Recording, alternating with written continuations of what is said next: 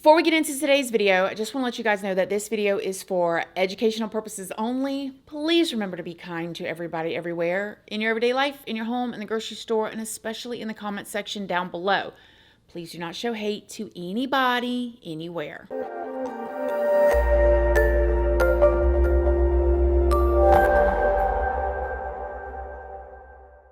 So good morning, good morning, good morning. How is everybody doing today? I hope you all are having an amazing day. I hope everybody's having a wonderful week so far. I hope everybody's been getting outside, drinking their water while the weather is nice, because when I start telling you guys this in fall, I know y'all are going to be in the comment section saying it's freezing here, it's snowing, it's too cold, I can't go outside. So now is the time. In today's video, we are going to be talking about a woman named Lauren. And before we get into talking about her, I want to talk to you guys about high school sweethearts. Like, how many of y'all are still married to your high school sweetheart? Because the statistics of that is so low. So when it happens, or when you meet somebody that is still with their high school sweetheart after many, many, many years, it's always just like such an amazing thing to see. Before we get into it, though, I do want to let you guys know, if you don't already know, hi, my name is Christina. I do have a second channel, which is Casually Christina. We just do things more casually over there. I also have a Patreon. My Patreon's for 18 and up. And over there, we talk about more personal stuff. We go live over there, and there is a $2 tier. So all the true crime stuff that cannot go onto YouTube due to their terms and policies, that goes over on my Patreon under the $2 tier. Just make sure you read the full about section and what each tier offers before you join. I'm also on Facebook, Snapchat, Instagram, and I'm also on Like to Know It. And Like to Know It is a platform where I post links to a lot of the stuff that you guys ask about, like clothing items, workout items, cooking stuff, shoes, furniture, just whatever, and stuff that I like. I will post those over there and the links over there. And all of those platforms are linked down in the description box if you would like to come and check me out. So, talking about high school sweethearts, I want to read some statistics to you guys real quick because I found them very interesting while I was researching this case. So 0.9%, so literally less than 1% of high school sweethearts last into marriage without a divorce. So basically stay together. My husband's grandmother is part of that 0.9%. Her and Jeremy's grandpa, whom he called Pappy, were married for 60-something years before he went to heaven and is waiting for her, but he's got to wait quite a bit longer. But they were part of that 0.9%. Now, for every 100 high school sweethearts, only 2 end up getting married, which I found, I would have really thought that it was more than that, but only 2 end up getting married out of 100. Now, for every 100 high school sweethearts, 1.1% end up in divorce. So over half of those end up in divorce. Now listen to this. I found this very intriguing. High school sweethearts that get married while they're still teenagers have a 54% chance of making it for 10 years before divorce, okay? 54%, which is over half, but it's still your getting married. The statistics show if you get married when you're a teenager to your high school sweetheart, you got about 54% chance of making it 10 years. But high school sweethearts that wait until they're 25 to get married have a 78% chance of making it at least 10 years. I mean, the percentage of success goes way up versus getting married as a teenager or getting married as 25 years old. I found those statistics interesting, and I got into that when I started looking into the case of 22-year-old Lauren Johansen. Lauren was born on October 30th of 2001 in Ocean Springs, Mississippi, to her parents, Lance and Tamala. Lauren graduated from Van Cleve High School, and then she went on to go to nursing school at the University of Southern Mississippi. She was planning on becoming an RN next year, and then after that, she had dreams to become a nurse practitioner. Lauren was in the National Honor Society and she was on the Dean's List. She was also an Ulta Beauty representative. She loved makeup. She has all these beautiful like makeup looks, where she did the full winged eyeliner and the different shades of eyeshadow and the perfect eyelashes. She also really loved all outdoor activities and she really loved to go horseback riding and she enjoyed going to the beach. Lauren was also an injured animal rescuer who loved playing with animals. She quite frequently volunteered at multiple different animal shelters, and she had her own dog named Bentley Joe, and she had a cat named Marley. It is said that she took her dog and her cat with her everywhere that she went. And she also had a horse named Coco. So just that right there should tell you the kind of heart on Lauren, right? Going to school to be an RN. So in order to care for others, she volunteered at the shelters. She helped with injured animals. She had her dog and her cat that she took everywhere with her. And then she had a horse. So it just tells you what type of heart Lauren had. But like I was saying earlier, she was also a makeup artist. She sang in the choir and she loved spending time with her siblings, 16-year-old Kyler and 14-year-old twins Christian and Caitlin. Lauren's family says that Lauren was so kind. She was very loving and she would do anything to help animals, her family, or basically anyone that needed it. They said everyone that met Lauren loved her immediately and that Lauren brought a smile to everyone's face that was around her. According to Lauren's father, Lauren was not only an amazing sibling, but she was also like a mother to her siblings as well. Lauren helped care for her younger siblings who were born premature and have disabilities. Again, just like I was saying, you can tell the beautiful heart that Lauren had and the amazing future and life that she had ahead of her until the unthinkable happened. Lauren had been dating 23-year-old Bricen Rivers on and off since high school. They were high school sweethearts. Bryson was the star player on his high school football team, and their relationship was very rocky. Bryson was prone to very aggressive outbursts. Now, as these photos of Bryson are being showed throughout this video, I want y'all to pay attention to the progression of the visuals you'll see. Lauren decided that she was going to break up with Bryson before she went off to college.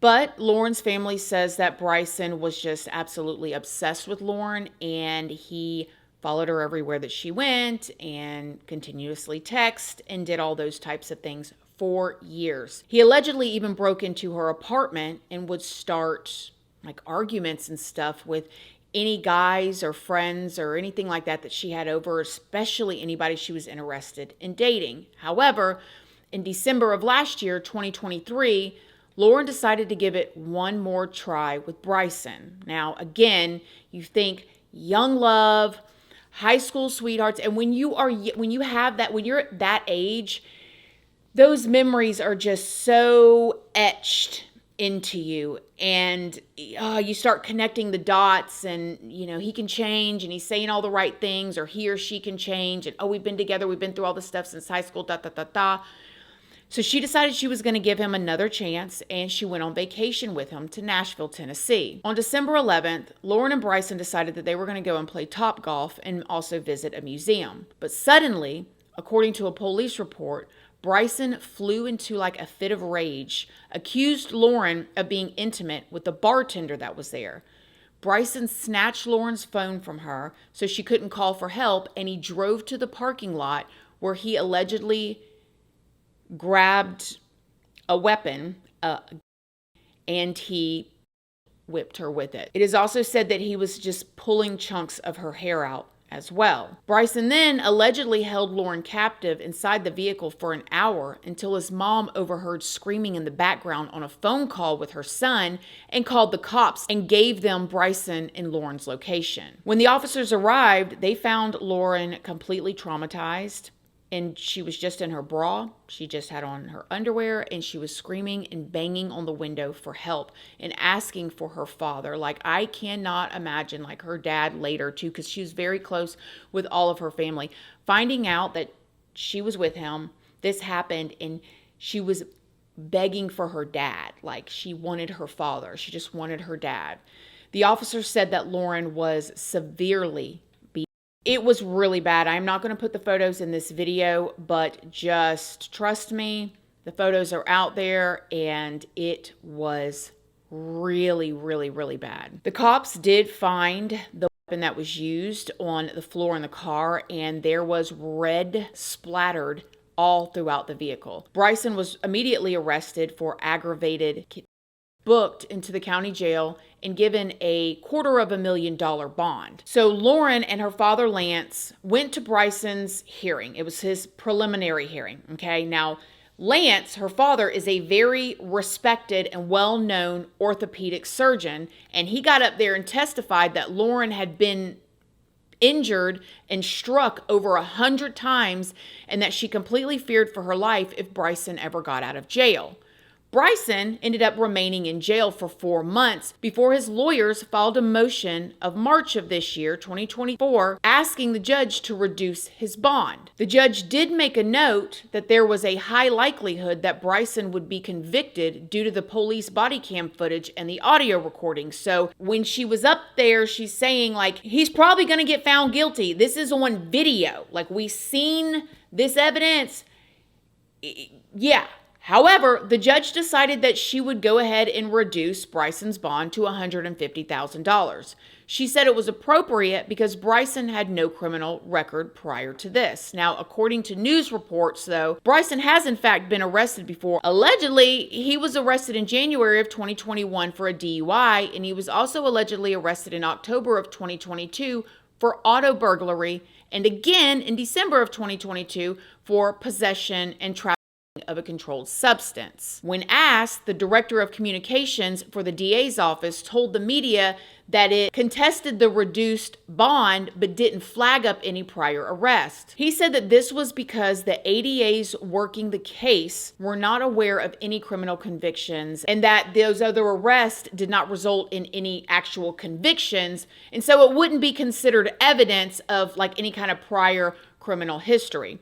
When the judge ended up lowering Bryson's bond, she ordered that he was not allowed to leave the county in Tennessee and that he should be placed on a GPS ankle monitor, okay? We know what a GPS ankle monitor looks like, right? There's one right there. So they can monitor where he is at all times. Bryson's mother did ask if Bryson could go home to Mississippi, but the judge said no. The judge also ordered that Bryson should not be released from jail after 4 p.m. because the GPS monitoring company closed at 4 p.m. and Bryson would need to go and be fitted and set up with an ankle monitor immediately after his release.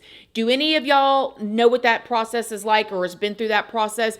The judge can tell you you're getting out today if you're sitting in jail, and if the ankle monitor people don't have enough time to get to you, you'll stay there until the next day. They won't let you out because you have to immediately get that ankle monitor put on so they can immediately start tracking you as soon as you get out. So Bryson's family came up there. They paid the $15,000 to have him bonded out, and so then Bryson was released on June 24th at 4:05 p.m.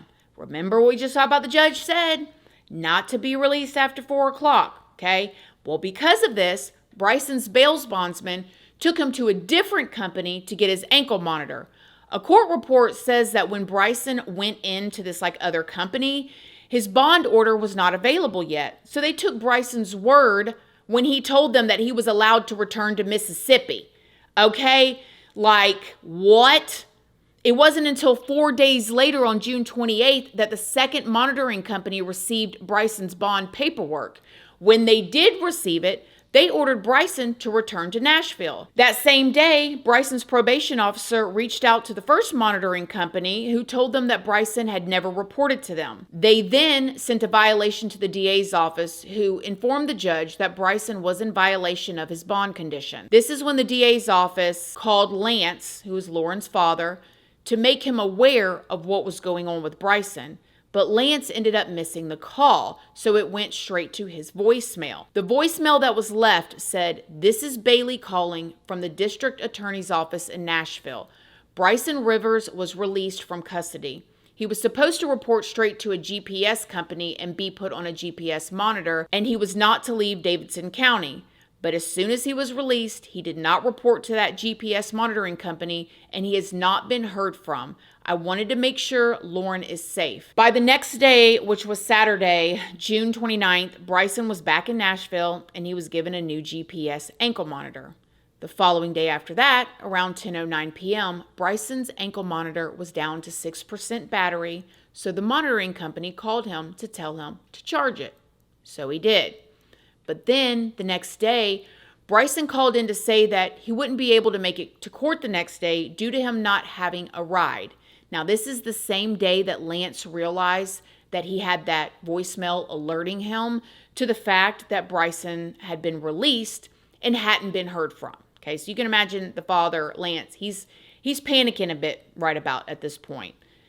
The very next day after that, on July 2nd, the monitoring company says that Bryson's ankle monitor's battery was low and he was not responding to any of the messages. This is when they realized that his location was in Mississippi, not in Nashville.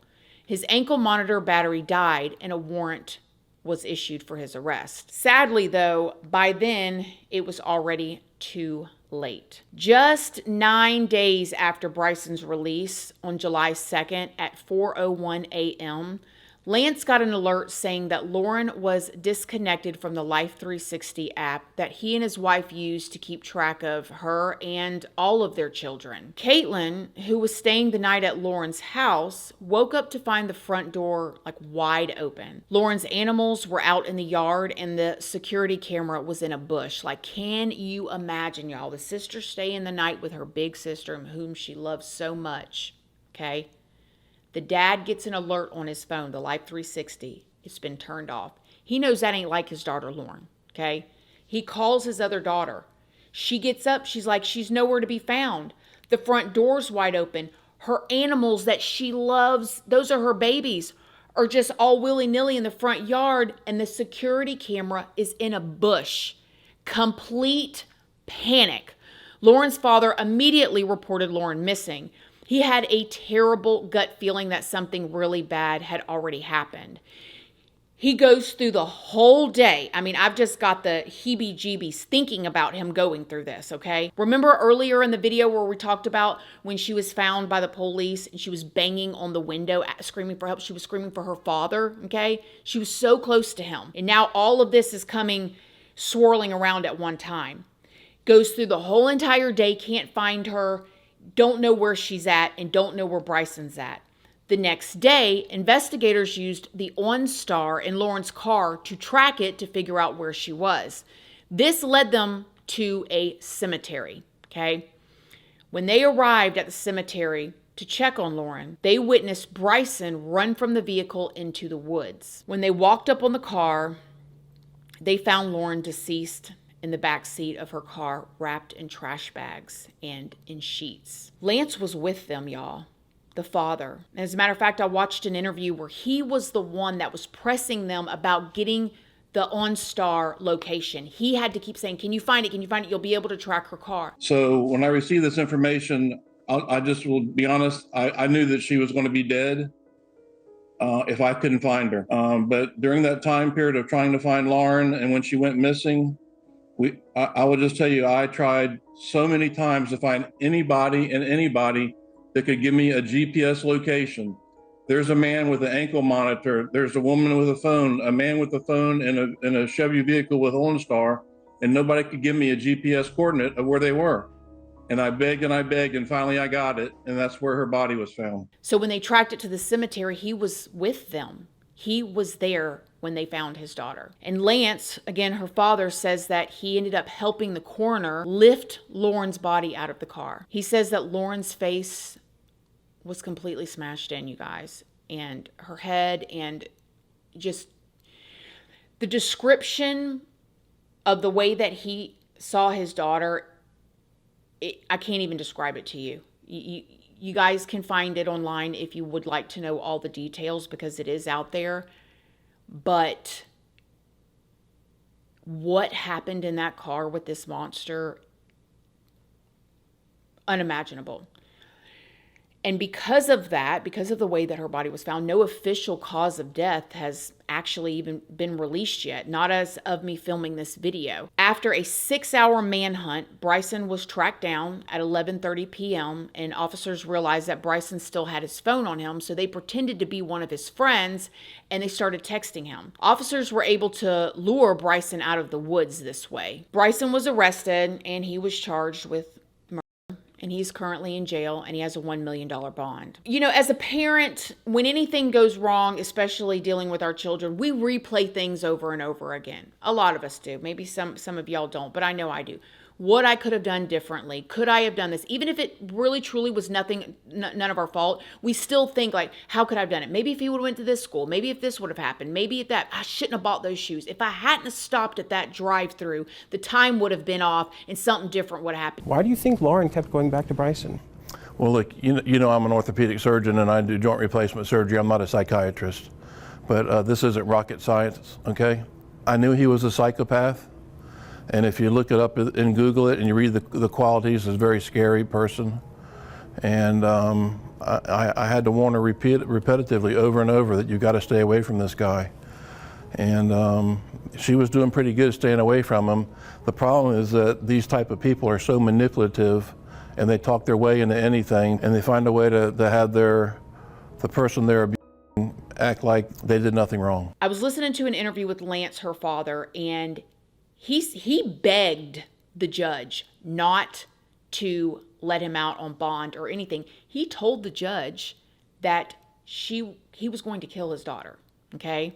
He knew it. Johansen says he is still perplexed how a Tennessee judge allowed Rivers out of jail on a reduced bond. You have recordings of a woman screaming for her life and their evidence, and then you have body camera from the police officer, you know, finding her almost beat that had been suffocated, and that seems to be not enough to keep somebody in jail. He also said that him and his wife never used physical punishment for their kids, and he was speaking specifically about Lauren. I mean, they never spanked their kids. She never had a spanking ever. They didn't believe in that. Lauren grew up in a home that we never spanked or hit anybody in our family. We just didn't believe in that, and how she came victim to a man that just beat her to death.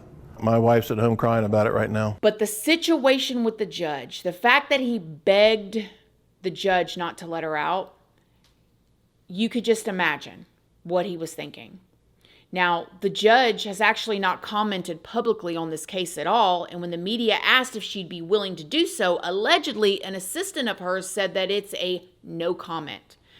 The office as a whole also said that they had no comment. Now, the fact that they have no comment is so gross to me. The least that they could have said was, our heart goes out to the family. We try our best in the justice system, which I don't even know how they could say that, because allegedly the judge of them, they already knew he was going to be convicted of this. They had the body cam footage. Did you see him when he got arrested? And he had blood all over his face. Why reduce his bond?